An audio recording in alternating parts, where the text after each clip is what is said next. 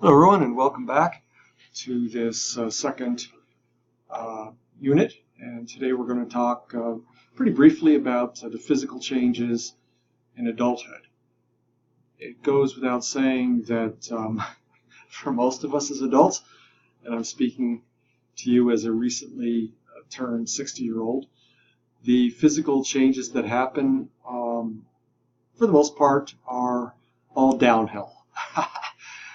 In that just about everything you can possibly imagine about us physically is going through the aging process.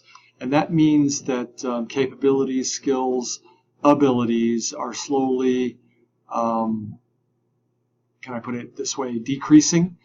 And just about everything that we do physically is going to get harder and more difficult and more fraught with problems as we get a little older. Probably the most obvious difference in aging as we go through our 20s up until our 80s or 90s or 100s is that our physical appearance gradually changes. The skin loses its elasticity, we develop wrinkles, our hair gets grayer, our shoulders, for some of us more than others, are stooped. Even the weight gain and body composition of muscle to fat changes over time and is obvious after 10, 15, 20 years. So if you just look at the figure in front of you, this gives us a pretty much parallel view of how men and women differ a little bit. If you can see, as we look at men, as we go to 25 to 75, essentially what happens here is that men's weight gain tends to increase from about 25 to 45, and then it levels off somewhat, and there's small increases. But when we start to hit our late 50s, there's initially a modest decrease, and then generally speaking from 60 on, there is a loss of weight. There's an overall similar pattern among women, except for the slow weight gain from about 25 till about the late 50s is slow and steady, rather than as we see with men, where the weight gain tends to be in those first 20 years. And then as with men, we get a slow decrease into the 60s and 70s in weight. So it's a similar arc between men and women, and the generalization we could make is that unless we do something about it, and some people do engage in vigorous exercise, regular exercise, or in controlled portions and so on and so forth, most of us slowly gain weight from our 20s up until our 50s. I guess I should be excited because having hit 60, this is the years of weight loss. Hey, that's the silver lining. As some of you that are a little older already have surely experienced, that one of the things we see as we age is that all of our senses tend to decline in their sensitivity and acuity as we go through age. So most of us that didn't need glasses when we were 30, by the time we're in our 50s, at least need reading glasses. Our sense of smell gradually decreases in its sensitivity. Our taste buds are gradually losing their ability. This is one of the reasons why older people tend to dump a lot of salt and pepper and other spices on their food. There's just less taste buds. And so those of you that are younger in your 20s, you should not take your food for granted. You should enjoy and savor the full range of tastes, because as with every other sense, that's slowly going to decrease. In terms of our bone and muscle mass, bone density and muscle mass, our bones, again, like the rest of our body, slowly lose their strength and solidity. And this is one of the reasons why older people are so susceptible to broken bones, falling, breaking one's hips, is clearly the loss of the bone density that most of us just take for granted in our 20s. And again, slowly the muscle to fat ratio as we age increases in fat, decreases in muscle, and that is, of course, unless we've taken active means of intervention, namely doing a lot of weight-bearing exercise, lifting weights, and so on and so forth to retain that. But even with regular exercise, there's going to be a slow decrease. One can mitigate the effects of aging, but sadly, one cannot put it off completely. We know that as with the senses and with various other physical capabilities, our hearts and our breathing system gradually gets less efficient. If you think about it, our hearts have been pumping since way before we were born, so many beats per minute, and heart disease is a real issue for people in their old age. Now, with regard to heart disease, some of this is genetic, some of this, of course, is lifestyle in terms of our exercise and regular exercise, in terms of our eating habits, and a number of other things. But it's hard to choose your genetics carefully here. Breathing, our respiratory system gets less efficient at delivering oxygen, not only to our brain, to the rest of our body, and so walking up 20 flights of stairs, as I did the other day, I'm going to be breathing a little heavier than someone that's 20 years younger than me. Now, that's not absolutely true. Of course, exercise and all kinds of things come in there, but all things being equal, age is going to make my breathing less efficient. Of all the changes that are perhaps the most frustrating that come with aging are the slow decrease in sheer brain ability. Now, as we get older, most of us, by virtue of experience, learn to do things more efficiently. We want to point out that making good decisions in life is not just a matter of sheer brain power, but a matter of wisdom. Can I put it that way? Quote unquote wisdom. And so it's an interesting way in which we've been created that while most great discoveries are made by people who are relatively younger, so most mathematicians, by the time they hit 30 or 35, are past their peak, and great flashes of creative insight are, for the most part, still something that happens to people when they're relatively younger. There are exceptions to that. For instance, I think of certain artists who were extremely creative all the way into their 80s and 90s, and Salvador Dali and many others. But there is a slow loss of neurons. Now, we do replace neurons. It's one of the things we've learned over the last 20 years that when I was in college, the belief was once you lose a neuron, that's it. You can never get it back. But we do know that we engage in a process called neurogenesis and replacement. But as with the rest of the body, the replacement rate can't keep up with the degeneration rate. And so there is a slow loss of brain power, can we put it that way, seen in neurons. Now, experience and efficiency and quote-unquote wisdom can accommodate for a lot of that. We can make our adjustments. And indeed, in terms of the types of intelligence, which we'll talk about a little later in the semester, there is clearly the type of intelligence which is called fluid intelligence, focused upon younger adulthood, whereas crystallized intelligence, again, one which is way more based upon experience, we have an advantage as we age in that. So I'll pat myself on the head and say, hey, you got more crystallized intelligence than you used to. All of the things being equal, here's a nice figure to really illustrate the point with high blood pressure.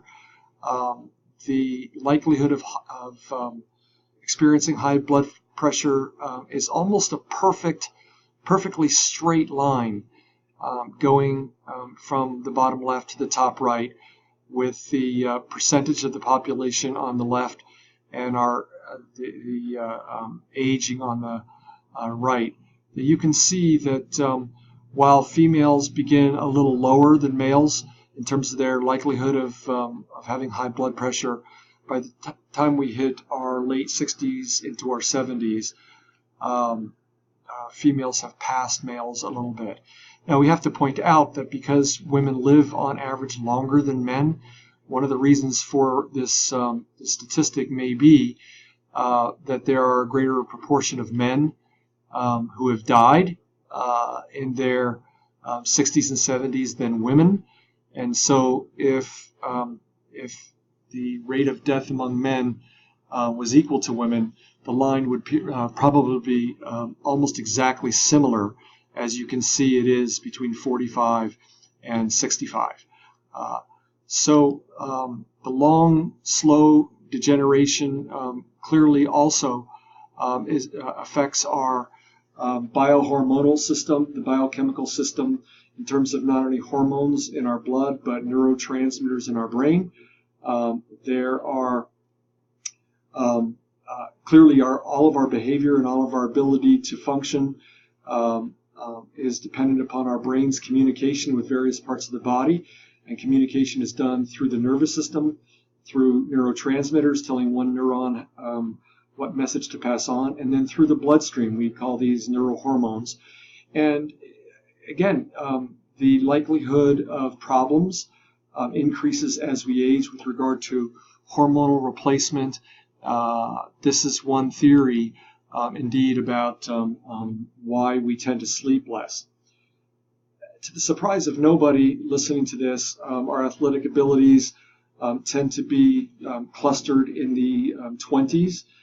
This is when, in terms of sheer muscle power, speed, the ability of quickly metabolizing oxygen for use in muscle movement, our balance ability, what we call homeostasis, our ability to respond quickly in terms of reaction time. All of these changes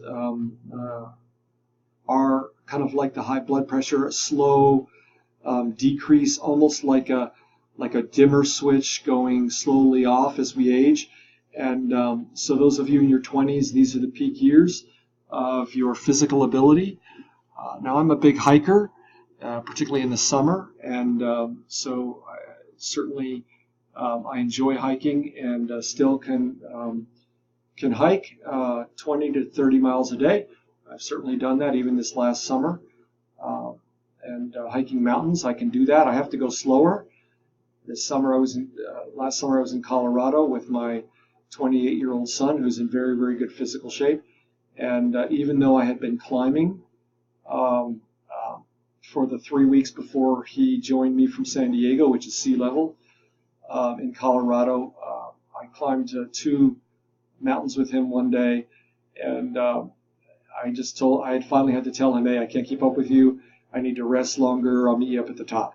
And he said, okay. And he had a nice nap because it took me almost 40 minutes slower just to climb a mountain. Now, admittedly, it was a 14,000-foot mountain, and even though you started at about 9,000 feet, it's still somewhat straight up. So we can mitigate some of these abilities by cultivating them, by developing them, by trying to stay in shape, by feeding our body good diets. But the direction of these is from better to worse. Now, one interesting phenomena that was discovered years and years ago is that we begin life inside of our mother's wombs sleeping a lot. And 21, 22 hours a day, some of us. And then infants sleep less than prenates. And then school-age kids sleep less than infants. And then teenagers sleep less than school-age kids, and so on and so forth. So it is a rule of thumb that, generally speaking, we sleep less. Now, some of us need less sleep to begin with, but all things being equal, if we generalize across individuals, there's a slow decrease in the number of hours we sleep And there's also a slow decrease in the proportion of REM sleep as a function of our overall sleep. And so that's one of those things. Now, there's theories back and forth about whether do we sleep less because we're aging, or because we sleep less do we age. And it's probably one of those things that the answer is yes to both. But the reality is since sleep is such an important thing for consolidation of memories, for our ability to physically, psychologically, emotionally, and cognitively function, it certainly makes a strong case for the correlation of less sleep and aging as we get a little older. Surely you know that sleep is, or lack of it, I should put it this way, is highly related to numerous disorders. Certainly anxiety and stress and depression for some of us tend to interfere with sleep. Insomnia is something that is much, much less common among younger people than among older people. Again, all things being equal. If you're a highly anxious younger person who worries about a lot of things, you're going through a period of particular stress, even a prolonged period of stress, then all bets are off with regard to insomnia. But insomnia is something that increasingly affects people as they get older. And just really quickly, there are 3 types of insomnia: difficulty falling asleep, the waking up repeatedly in the middle of the night, and then waking up too early. And indeed, they all have different causes and indeed treatments. But all 3 of those kinds of insomnia are likely to be found in older versus younger people. Sexual activity is also something like sleep, which slowly decreases the ability of the body to respond to sexual arousal, which is mitigated by hormones, particularly testosterone and estrogen. We tend to associate testosterone with males and estrogen with females, but both males and females have testosterone and estrogen, and the release of those is both affected by age. Indeed, it's not only hormonal decrease that adversely affects the ability to have sexual activity, but clearly the various, how can I put this, mechanical parts that people use for sexual activity also are susceptible to aging and damage. And indeed, we've heard a lot over the years of the various remedies for sexual behavior, Viagra being the initial drug that was used, but Cialis and several others are out. It's worth pointing out that most of the interventions for sexual problems are focused upon and work with men, and it's the holy grail of pharmaceutical companies to eventually come up one with women. The complication of that, of course, is that for men, sexual arousal tends to be, I gotta put this, way more mechanical than for women, and so drug interventions are just more likely to help. Figure 2.3, which you can find in your textbook or variation on it, is again just a category of some of the changes in physical behavior that are typically found in adults, most perhaps after 50, some not till much later, some earlier, but physical changes that occurred, one being decreased blood flow to the genitals, and indeed that's what Viagra and Cialis and all the drugs do, is they just tell the body to send more blood to the genital area, allowing for erection. Decreased desire is common among males and females, and again, this is due to decreases in testosterone and in estrogen. Slower arousal for both men and women, and greater difficulty in maintaining arousal for a certain period of time, orgasm is less intense as people age. And so you can see just the category of the configuration of possible ways in which sexual activity could be interfered with. Sex is a very complicated thing among human beings. Certainly it's emotional and psychological as well as physiological.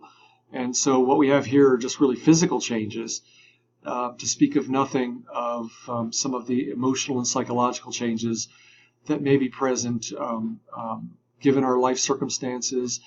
And let's face it, the relationships that we're in and the health of those relationships or the emotional baggage, and so on and so forth. So just by way of wrapping up this relatively short lecture, here's just an overview in terms of the just dividing aging up into 5 decades or 5 kind of periods of time that seem to, well, the reason we divided this up is that the changes seem to be apparent within these. And you can see that 18 to 24, even by the time you're in your late 20s and into your 30s, there's already impact of aging on most people. So weight and body mass slowly change, skin tone, aging in terms of hair and in terms of skin, and so on and so forth. Our visual abilities, our hearing abilities, our tasting abilities, bone mass and density gradually decreases. Neuronal replacement, neurogenesis, does not replicate at the level of replacement. And in terms of hormonal changes as we age, those have a huge level of impact, and we'll be touching on some of those in the future lectures. Thank you so much for listening, and have a good day. Bye-bye.